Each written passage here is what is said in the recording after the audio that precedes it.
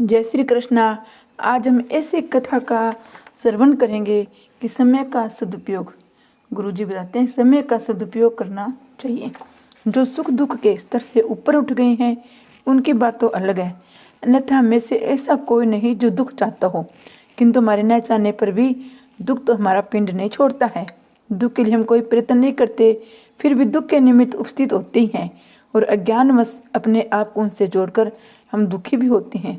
ठीक इसी प्रकार ये सनातन नियम है कि इंद्रियों से भोगे जाने वाले विषय संबंधी सुख के निमित्त हमारे बिना प्रयत्न किए हम जहाँ कहीं भी रहे हमारे सामने आ जाएंगे।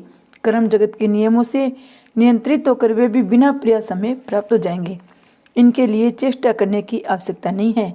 भले ही इस सनातन नियम के प्रति हमारी श्रद्धा न हो, हम इसे न माने, पर मानने न मानने से सत्य में हेरफेर नहीं होता है। ये ठीक है, दृढ़ संकल्प शक्ति से अनुप्रेरित हुए अपने किसी नवीन प्रबल कर्म के द्वारा वैश्विक सुखों के लिए निमित्तों की रचना भी हम कर सकते हैं। ये स्वतंत्रता हमें प्राप्त है। ये स्वतंत्रता भी कर्म जगत के उस सनातन नियम के अंतर्गत ही है। हमारा नवीन कर्म तुरंत नवीन प्रबंध के रूप में परिणित होकर निर्दिष्ट प्रबंध के बीच में ही अपना फल दान कर सकता है, किंतु जो फल मिलेगा वह होगा आखिर नश्वरी, जीवन के साथ ही समाप्त हो जाने वाला। दूसरे शब्दों में इस बात को कहे तो ऐसा कहना चाहिए कि जो वस्तु अपने आप मिलने वाली, निर्दिष्ट प्राप्त होने वाली विषय सुख है, उसके लिए था जो नवीन चेष्टा से प्राप्त होने वाली नाशवान वस्तु तू है, उसके लिए दोनों के लिए चेष्टा करना मानव जीवन के अमूल्य समय का दुरुपयोग है। इन अनमोल क्षणों को व्यर्थ खो देना है या कौड़ी के मोल बेच देना है। चेष्टा तो हमें उस वस्तु के लिए करनी चाहिए जो बिना हमारी चेष्टा के अपने आप हमें मिलने की है, तथा ही नहीं जो एक बार प्राप्त हो जाने के अनंत हमसे कभी पृथक नहीं होती, मिलते ही हमें सदा के लिए परमानंद में निमग्न कर देती है, जिसे प्राप्त कर हम उस सुख का अनुभव करते हैं जो नित्य एक रस रहता है, जिससे दुख का मिश्रण सर्वथा नहीं है। ऐसी वस्तु एकमात्र प्रभु के अतिरिक्त दूसरी है ही नहीं। एकमात्र प्रभु ही ऐसा है जो कर्मों के फल की बातें हमें इस जीवन में अपने आप प्राप्त नहीं होंगे। उनके लिए तो हमें विशेष पद्धति से कुछ यत्न करना होगा, तभी वे मिलेंगे। एक बार मिलने के अंतर फिर हमसे अलग नहीं होंगे। मिलते ही उनका समग्र आनंद हमारे अंदर व्यक्त हो जाएगा। हम शाश्वत सुख शांति का अनुभव कर कृतार्थ हो जाएंगे। इस दिशा में प्रयास ही समय का सच्चा सदुपयोग है। हम में से बहुत से व्यक्ति ऐसे हैं जो जीवन की अतीत घटनाओं का स्मरण कर दिन रात चिंतित रहते हैं। भली बुरी बातें जो घट चुकी है उनसे सुखी दुखी होते रहते हैं। यह भी समय का ही दुरुपयोग है। घटनाएं तो हमारे पूरे कर्म के अनुसार घटी है। उनके लिए जब हमने कारण का निर्माण कर दिया तो तब कार्य का होकर ही रहता है। यहाँ एक महलों में रहती हैं, दूसरों के लिए झोंपड़ी की व्यवस्था नहीं है। एक के लिए नष्ट करने के लिए संपत्ति की राशि एकत्र है, दूसरे के यहाँ पेट भरने के दाने नहीं। एक का शरीर सदा निरोग रहता है, सुंदरता अंगों से झरती रहती है। दूसरा अंधा होकर जन्मा, एक पैर भी लंगड़ा था, जीवन भर बीमार भी रहता है। एक के जीवन में पवित्रता सद्गुण संभाव से ही भरे होते हैं, दूसरे में क्रूरता और पशु भाव का ही बोलबाला होता है। एक के जीवन पथ में फूल बिछे होते हैं, वह कर्मश उन्नति होता रहता है, सफलता पद पद पर उनका स्वागत करती रहती है। दूसरे के पथ में कांटे फैले होते हैं, आगे की गति सदा अवरुद्ध सी रहती है, उसे सदा निराशा असफलता जलन ही हाथ लगती है। एक तो 80-90 वर्ष की आयु का उपभोग करते हैं, दूसरा उत्पन्न होते ही केवल क्षण भर के लिए संसार का प्रकाश देकर पुनः मृत्यु की गोद में समा जाता है। ये सारी बातें अपने अपने विभिन्न कर्मों के फल से घटित होती है। इस कर्म जगत के सनातन नियमों में किसी के प्रति अन्याय नहीं होता है, यहाँ पक्षपात नहीं होता है। जिसने जैसे बीज बोए हैं, जैसे कर्म संचित किए हैं, वैसे फल उसी के अनुरूप उसी के लिए घटनाएं बनेगी। संचित के पार ढेर से तो हमारे इस जीवन का पारबंद रहता है। हमने बोए बीज के अपने कर्मों के फल हो तो हमें अब तक मिले हैं, उनका मिलना असंभावित था। फिर वे तो भुगत ही लिए गए, समाप्त हो चुके, उनके खाता पूरा हो चुका। अब उनकी चिंता करके हम क्या लाभ पाएंगे? उनका विचार करके हमें अपना अनमोल समय क्यों खोए? इसी प्रकार भविष्य में क्या होगा, इस पर विचार करते रहना भी समय खोना है। सच पूछे तो भविष्य तो हमारे अपने हाथों में है, उसका निर्माण तो हम कर सकते हैं, यदि हम वर्तमान का सदुपयोग कर ले तो भविष्य का सुंदर होना निश्चित है।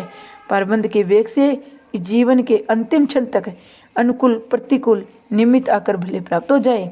यदि हम वर्तमान के समय को ठीक ठीक काम में ले ले तो फिर ये आकर भी हमें एक हमारे मन को छू नहीं सकेंगे।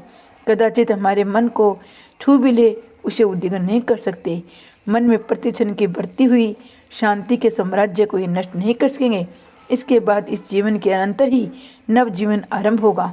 वहाँ उस भविष्य में तो हमारे लिए चिंता का कोई कारण ही नहीं रह जाएगा।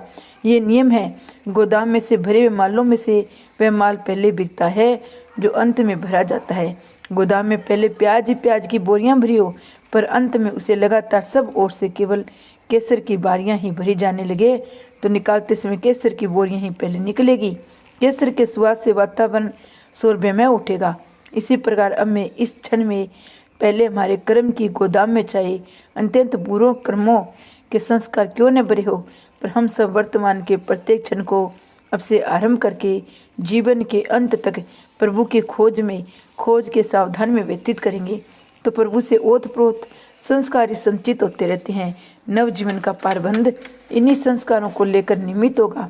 वहाँ इस संस्कार के सुवाद से हम तो निरंतर प्रफुल्लित चिंता रहित रहेंगे ही, हमारे संपर्क आने वाली भी दुर्गंधि मिट जाएगी। अतः वर्तमान का सदुपयोग करें। अतीत या भविष्य की चिंता हम सिंगर से सिंगर छोड़ देनी चाहिए। अपने पहले की भूलों को निरंतर स्मरण रखते हुए पश्चाताप के विचार से निमग्न रहना भी समय का सच्चा सदुपयोग नहीं है। हाँ, यदि ये पश्चाताप संक्रिय हो तो भी हम जीवन के चरम उद्देश्य की बढ़ाने में परम आवश्यक बन जाएंगे। सक्रिय पश्चाताप का रूप यही है, जितना बुरा हमने किया है उससे कई गुना अधिक भला अपने शक्ति सामर्थ्य के अंदर अधिक से अधिक जितना भला करना संभव है उतना भला हम करें। पत्थर के समान कठोर बनकर यदि हमने बहुत तेरे हृदयों से घाव की है तो मक्खन से भी अधिक कोमल एवं स्निग्ध बनकर हमें जहाँ जहाँ घाव दिखे उन्हें भरने का सच्चा प्रयास करें। यदि अपनी क्रूर चेष्टाओं से हम लोगों को जलाया है तो प्रेम का मधु पिलाकर सबको शीतल करने का व्रत ले ले। ये हुआ संक्रिय पश्चाताप। अन्यथा उन गई हुई बातों को याद करते रहने मात्र से कोई विशेष लाभ नहीं होता है। जो हो समय का सच्चा सदुपयोग हो, बस यही है। हम प्रभु की खोज में जुट पड़े, काम तो जैसे होने होंगे वैसे हो जाएंगे, हमारे बिना भी दूसरों के द्वारा हो जाएंगे, पर यह काम तो हमें ही करना पड़ेगा। हमारे किया होगा, दूसरा कोई भी हमारे बदले हमारे लिए इसे नहीं कर सकेगा। अतः इसी में हमें लगना है, उन्हीं को ढूंढने चल पड़ना है। इस मार्ग में चलने पर हमें एक विशेष पद्धति का अनुसरण करना पड़ेगा, विशेष ढंग से कुछ यत्न भी करना पड़ेगा। किंतु साथ ये बात अवश्य है कि इसमें कोई खास परिश्रम हो तो बिल्कुल नहीं है, क्योंकि वे प्रभु तो हम सब के समय आत्मा ही जो ठहरे, उनकी स्थिति तो सर्वत्र है। उनको ढूंढ लेने से उन अपने को प्रश्न कर लेने में परिश्रमी क्या है। लगन होने पर पद्धति का अनुसरण करना भी कोई खास कठिन नहीं है। बस यही करना है कि सबसे पहले हमें उन्हें प्रत्येक रूप में पहचानना है। अग्नि के तत्व को तो हम जानते हैं, एक ही अग्नि तत्व सर्वत्र व्याप्त है। जो आग काठ में, वही पत्थर में है, वही बादलों में है, वही सूर्य में है, वही हमारे शरीर में भी व्याप्त है। किंतु यदि हम ये सोचे कि अग्नि का रूप क्या है तो ये कहना पड़ेगा कि अग्नि जिस आधार में व्याप्त है वही उसका रूप है। एक ही अग्नि नाना रूपों में व्याप्त होकर उसके समान रूप वाला हो रहा है। अग्नि में तत्वता कहीं भी अंतर नहीं है। ऐसे समस्त भूतों के अंतरात्मा प्रभु एक होते भी नाना रूपों में रहकर उनके जैसे रूप वाले हो रहे हैं। इस तत्व को अच्छी तरह समझकर हम ठीक ऐसा ही अनुभव करने की चेष्टा करें। साथ ही यदि कदाचित ऐसा अनुभव न होता तब भी केवल इस सत्य पर विश्वास करके ही हमें ये करे कि अपने आसुर भाव को दबाकर दूसरे को नष्ट करके स्वयं सुखी होने की भावना को सर्वथा छोड़कर सब प्राणियों के प्रति दया व सौहार्द का व्यवहार करें। बस इतनी सी बात की अपेक्षित है। यदि हम यह कह सके तो प्रभु की प्रसन्नता के दर्शन होने में बिल्कुल देर नहीं होगी। यदि प्रभु की प्रसन्नता हमने पा ली तो फिर हमारे लिए कौन सी वस्तु अलभ्य रह जाएगी? कुछ भी नहीं। कदाचित शरीर नष्ट होने से पहले हम चेत जाए, चेत कर प्रत्येक क्षण का उपयोग उसी उद्देश्य की पूर्ति के लिए जो करते रहे कि कितनी सुंदर बात होती। हम प्रभु की लगन में लगे होते, व्यर्थ का समय न गुआकर हमें प्रभु को पाना है। समय का सदुपयोग इसी में करना है। दुख सुख तो जैसे कर्मों के साथी है, भगवान ने दिए वैसे ही मिलने हैं। जय श्री कृष्ण भगवान की जय हो।